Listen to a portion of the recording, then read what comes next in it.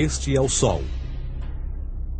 Desde o ano 10.000 a.C., a história abunda em pinturas e escritos que refletem o respeito e a adoração dos povos por este astro.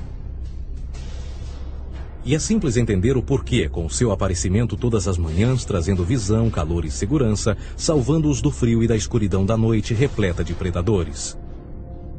Sem ele, todas as culturas perceberam que não haveriam colheitas nem vida no planeta. Estas realidades fizeram do Sol o astro mais adorado de todos. Todavia, muitos estavam atentos também às estrelas. As estrelas formavam padrões que lhes permitiam reconhecer e antecipar eventos que ocorrem de tempos em tempos, tais como eclipses e luas cheias. Eles catalogaram grupos celestiais daquilo que conhecemos hoje como constelações. Esta é a Cruz do Zodíaco, uma das mais antigas imagens na história da humanidade. Ela representa o trajeto do Sol através das 12 maiores constelações no decorrer de um ano.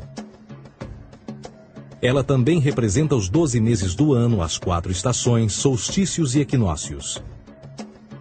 O termo zodíaco está relacionado com o fato das constelações serem antropomorfismos ou personificações, como pessoas ou animais. Por outras palavras, as primeiras civilizações não só seguiam o Sol e as estrelas, como também as personificavam através de mitos que envolviam seus movimentos e relações. O Sol, com o seu poder de dar vida e de salvar, também foram personificados como se representasse um criador ou um deus. Deus Sol, a luz do mundo, o salvador da humanidade. Igualmente, as 12 constelações representaram lugares de viagem para o Deus Sol e foram nomeados por elementos da natureza que aconteciam nesses períodos de tempo. Por exemplo, Aquários, o portador da água que traz as chuvas da primavera. Este é Horus. Ele é o Deus Sol do Egito de 3.000 a.C. Ele é o Sol antropomorfizado e a sua vida é uma série de mitos alegóricos que envolvem o movimento do Sol no céu. Dos antigos hieróglifos egípcios conheceu-se muito sobre esse Messias solar. Por exemplo, Horus, sendo o Sol, tinha como inimigo o Deus Sete, que era a personificação das trevas ou da noite. E metaforicamente falando, todas as manhãs Horus ganhava a batalha contra Sete. E no fim da tarde, Sete conquistava Horus e o enviava para o mundo das trevas. Será importante frisar que trevas versus luz ou bem versus mal tem sido uma dualidade mitológica onipresente que ainda hoje é usada em muitos níveis. No geral, a história de Horus é a seguinte. Horus nasceu em 25 de dezembro da Virgem Isis Mary. O seu nascimento foi acompanhado por uma estrela no oeste, que por sua vez foi seguida por 3 reis em busca do Salvador recém-nascido. Aos 12 anos era uma criança prodígio nos ensinamentos, e aos 30 anos ele foi batizado por uma figura conhecida por Anup, e assim começou o seu ministério. Horus teve 12 discípulos e viajou com eles, fazendo milagres tais como curar os enfermos e andar sobre as águas. Horus também era conhecido por vários nomes como a Verdade, a Luz, o Filho Adorado de Deus, o Bom Pastor, Cordeiro de Deus, entre muitos outros. Depois de ter sido traído por Tifão, Horus foi crucificado, enterrado por 3 dias e então ressuscitou.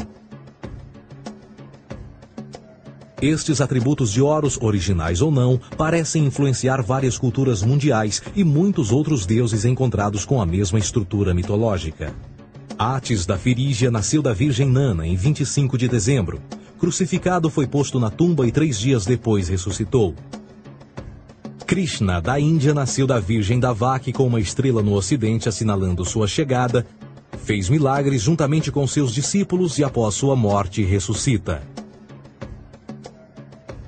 Dionísio da Grécia nasceu de uma virgem em 25 de dezembro. Foi um professor peregrino que praticou milagres como transformar água em vinho e é referenciado como Rei dos Reis, Filho unigênito de Deus, o início e o fim, entre muitas outras coisas, e após sua morte ressuscitou. Mitra da Pérsia nasceu de uma virgem em 25 de dezembro. Ele teve 12 discípulos e fazia milagres. E após sua morte foi enterrado por 3 dias e então ressuscitou. Ele também foi chamado de a Verdade, a Luz, entre outros. Curiosamente, o dia sagrado de adoração a Mitra era um domingo. O que importa salientar é que existiram inúmeros salvadores em diferentes períodos em diversos lugares da Terra que preenchem essas mesmas características. A pergunta que não quer calar: o porquê desses atributos? Por que o nascimento de uma virgem em 25 de dezembro? Por que a morte e a ressurreição após 3 dias? Por que os 12 discípulos ou seguidores? Para descobrirmos, vamos examinar o mais recente dos Messias solares. Jesus Cristo nasceu em 25 de dezembro em Belém. Ao nascer foi anunciado por uma estrela no ocidente que seria seguida por 3 reis magos para encontrar e adorar um novo Salvador. Tornou-se pregador aos 12 anos. Aos 30 anos foi batizado por João Batista e então iniciou seu ministério. Jesus teve 12 discípulos que viajaram com ele praticando milagres como curar doentes, andar sobre a água, ressuscitar mortos. Ele também é conhecido como Rei dos Reis, o Filho de Deus, a luz do mundo, o início e o fim, o Cordeiro de Deus, entre muitos outros. Depois de ter sido traído por seu discípulo Judas por 30 moedas de prata, ele foi crucificado, posto em uma tumba e após 3 dias ele ressuscitou e ascendeu aos céus. Em primeiro lugar, a sequência do nascimento é completamente astrológica. A estrela no ocidente é Sírius, a mais brilhante do céu noturno, que a cada 24 de dezembro se alinha com outras 3 estrelas brilhantes no cinturão de Órion. Essas 3 estrelas brilhantes são chamadas hoje, como eram na antiguidade, 3 reis, 3 Marias no Brasil e Portugal. Os 3 reis e a estrela mais brilhante, Sírius, todas apontam para o nascer do Sol em 25 de dezembro. Esta é a razão pela qual os 3 reis seguem a estrela a oeste em uma ordem que apontam ao amanhecer. O nascimento do Sol.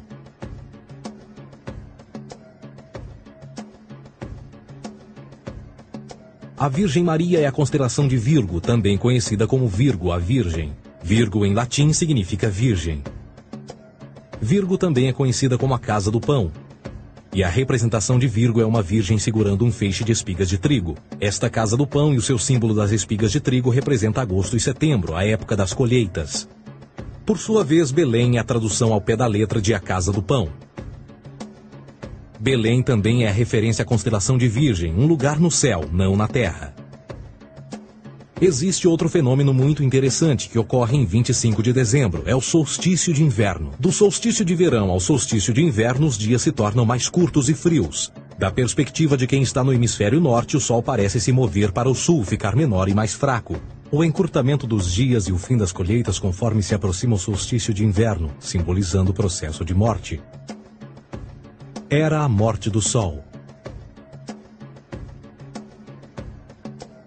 Pelo 22º dia de dezembro, o falecimento estava completamente realizado e faz com que atinja seu ponto mais baixo no céu. Aqui algo curioso acontece. O Sol para de se mover por 3 dias. Durante estes 3 dias, o Sol fica pelas redondezas da constelação do Cruzeiro do Sul, ou Alfa Crucis. Depois desse período, em 25 de dezembro, o Sol se move 1 grau, dessa vez para o norte, trazendo perspectiva de dias maiores, mais calor e a primavera. E assim se diz: o Sol morreu na cruz, ficou morto por 3 dias, apenas para ressuscitar ou nascer mais uma vez. Esta é a razão pela qual Jesus e muitos outros deuses solares compartilham da ideia de crucificação, morte por 3 dias e o conceito da ressurreição. É o período de transição do Sol antes de mudar para a direção contrária no hemisfério norte, trazendo a primavera e assim a salvação. Todavia, eles não celebram a ressurreição do Sol até o equinócio da primavera, ou Páscoa. Isto é porque no equinócio da primavera o Sol domina oficialmente o mal, as trevas, assim como o período diurno se torna maior que o noturno. E o revitalizar da vida na primavera emerge.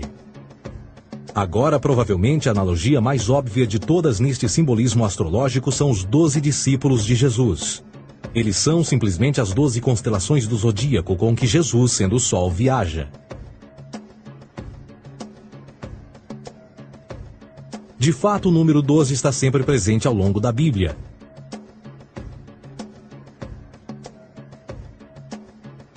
Voltando à cruz do zodíaco, o elemento figurativo da vida é o Sol. Isto não é uma mera representação artística ou ferramenta para seguir os movimentos do Sol. Era também um símbolo espiritual pagão. Uma logografia similar a isto. Isto não é um símbolo do cristianismo. É uma adaptação pagã da cruz do zodíaco.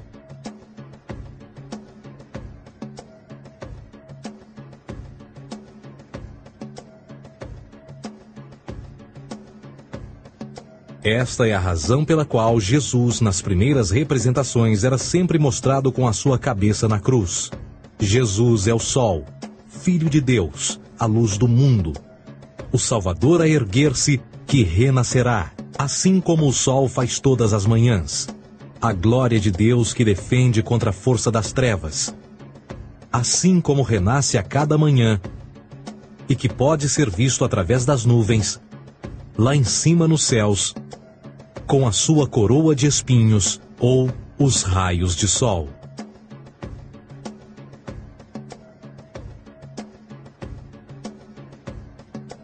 Agora, nas muitas referências astrológicas ou astronômicas na Bíblia, uma das mais importantes tem a ver com o conceito de eras.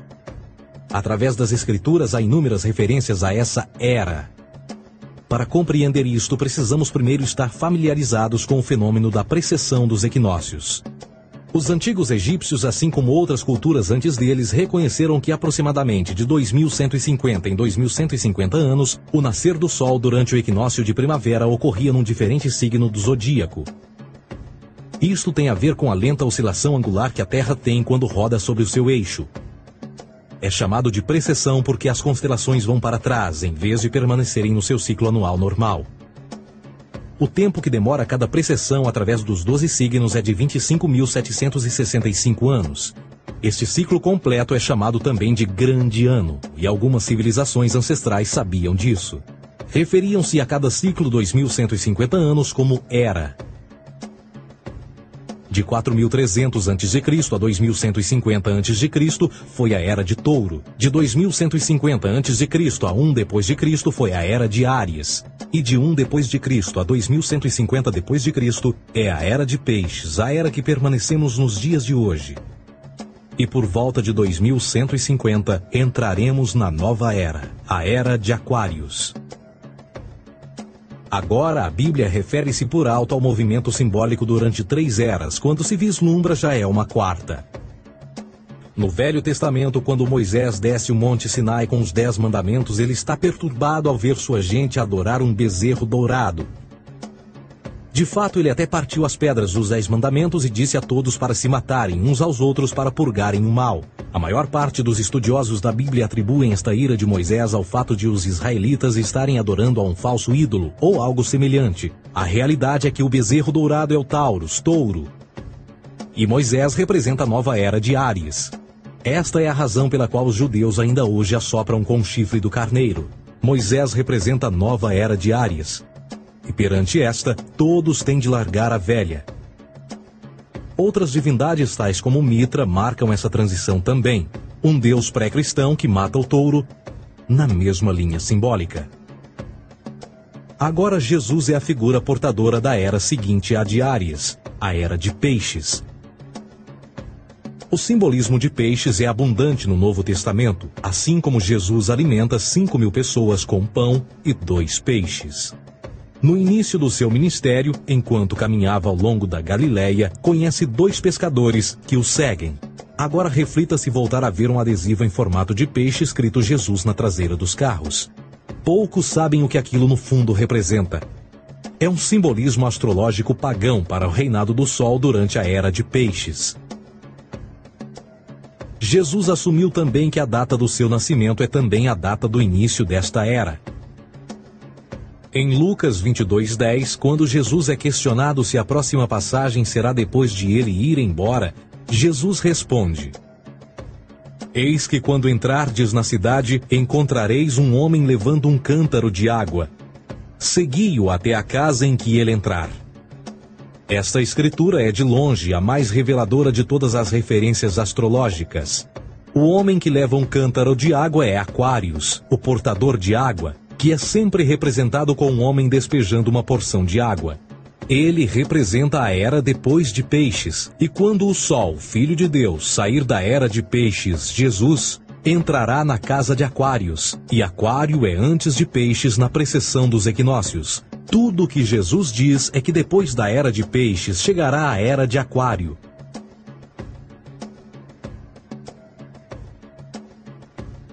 Agora todos já ouvimos falar sobre o fim do mundo. Deixando à parte o lado cartunista no livro de Apocalipse, a espinha dorsal nesta ideia surge em Mateus 28:20, onde Jesus diz: Eu estarei convosco até o fim do mundo, dos séculos em português. Contudo, na tradução inglesa da Bíblia, a palavra mundo está mal traduzida. A palavra realmente usada era aion, que significa era.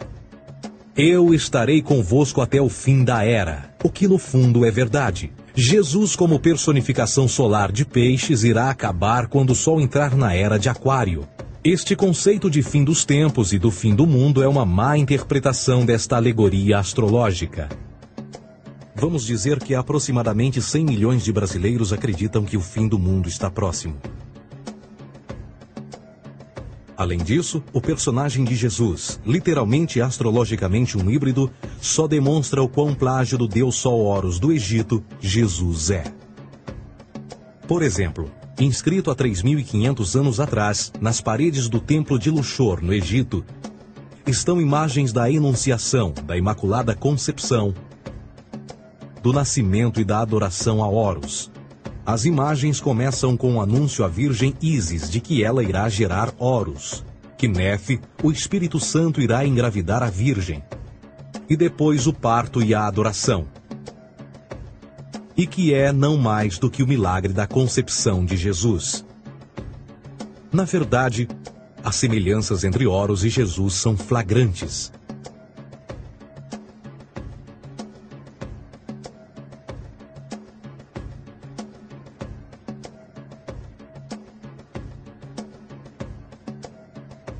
E o plágio continua.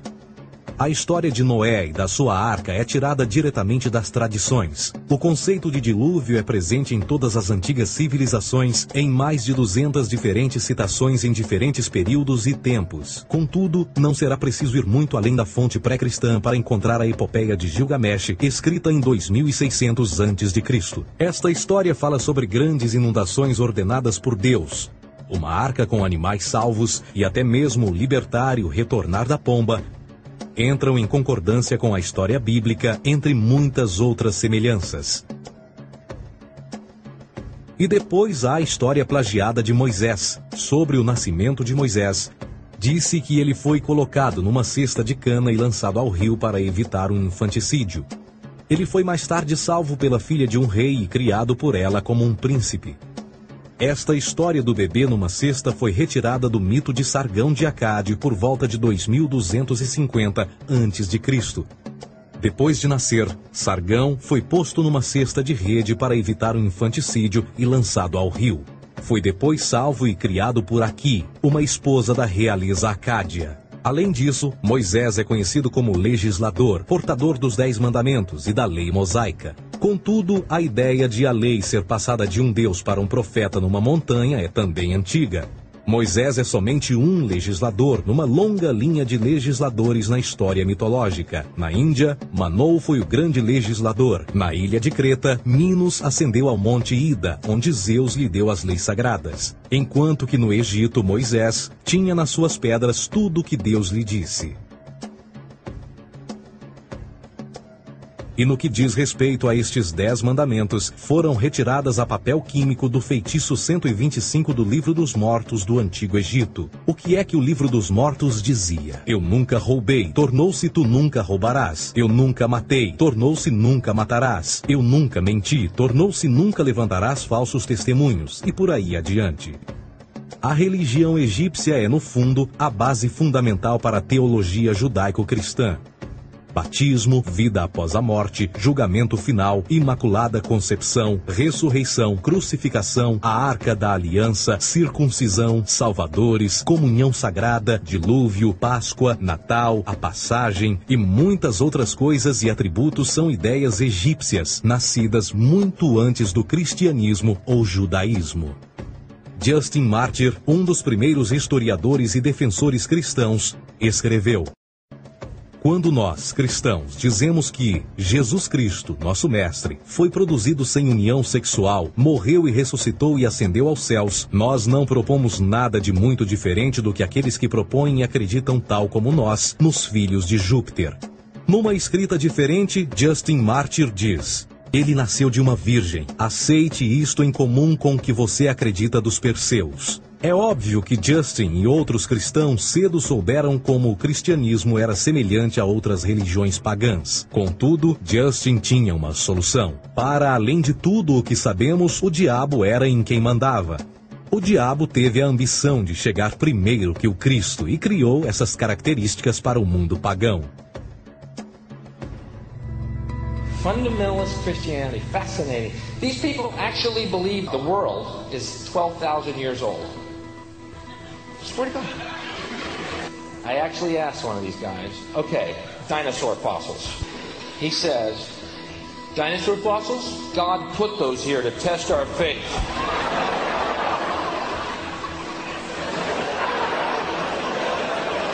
I think God put you here to test my faith, dude. A Bíblia não é nada mais do que um híbrido literário astro-teológico, tal como todos os mitos religiosos que os antecederam. De fato, o aspecto da transferência de atributos e umas personagens para as outras é facilmente reconhecida no próprio livro em si. No Antigo Testamento há a história de José. José era um protótipo de Jesus. José nasceu de um milagre. Jesus nasceu de um milagre. José tinha 12 irmãos, Jesus tinha 12 discípulos. José foi vendido por 20 pratas, Jesus foi vendido por 30 pratas. Irmão Judá sugere a venda de José. O discípulo Judas sugere a venda de Jesus. José começa os seus trabalhos aos 30, Jesus começa aos 30 também. Os paralelismos continuam. Além disso, haverá algum registro não bíblico da existência de mais alguém chamado Jesus, filho de Maria, que viajou com 12 seguidores e curou pessoas? Existiram muitos historiadores que viveram no Mediterrâneo durante esse mesmo período e até mesmo após a presumível morte de Jesus. Quantos desses historiadores fizeram relatos sobre a sua figura? Nenhum. Porém, para sermos justos, não significa que os defensores da existência de Jesus nunca tenham reclamado o contrário. São particularmente 4 referidos como pioneiros sobre a teoria da existência de Jesus: Plínio o Jovem, Suetônio e Tácito. Cada uma das suas máximas consiste apenas em algumas frases em que, na melhor das hipóteses, se refere a Christus ou Cristo, e que na realidade não é um nome, mas sim uma titulação. A 4ª fonte é Joséfo, cujos documentos ficou provado terem sido falsificados séculos atrás e, para infortúnio da humanidade, por muitos ainda visto como verdadeiros. Poderá alguém ter se aproveitado das ideias renascer dos mortos, a ascensão ao reino dos céus e a prática de milagres e que a partir daí tenha começado a surgir nos registros históricos? Não, porque uma vez pesadas as evidências, há grandes probabilidades da figura conhecida como Jesus nunca sequer ter existido.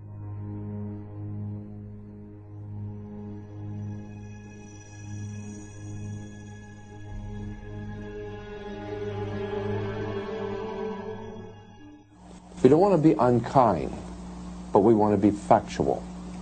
We don't want to cause hurt feelings, but we want to be academically correct in what we understand and know to be true. Christianity just is not based on truth. We find that Christianity was in fact nothing more than a Roman story, developed politically. A realidade consiste em que Jesus foi a divindade solar do setor gnosticista cristão e, tal como outros deuses pagãos, era uma figura mítica. Foi sempre o poder político que procurou monopolizar a figura de Jesus para controle social.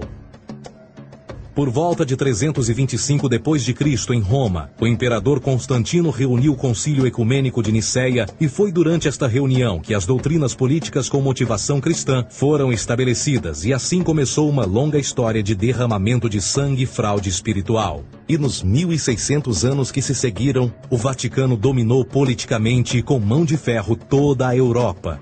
conduzindo-a a um período de obscurantismo, onde o conhecimento era apenas um privilégio da Igreja, as Cruzadas e a Santa Inquisição. O cristianismo, bem como todas as crenças teístas, são a fraude desta era. Serviu para afastar os seres humanos do seu meio natural e da mesma maneira uns dos outros. Sustenta a submissão cega do ser humano à autoridade. Reduz a responsabilidade humana sob a premissa de que Deus controla tudo e que, por sua vez, os crimes mais terríveis podem ser justificados em nome da perseguição divina. E o mais importante, dá o poder àqueles que sabem a verdade e usam o mito para manipular e controlar sociedades. O mito religioso é o mais poderoso dispositivo já criado e serve como base psicológica para que outros mitos floresçam ou justifiquem.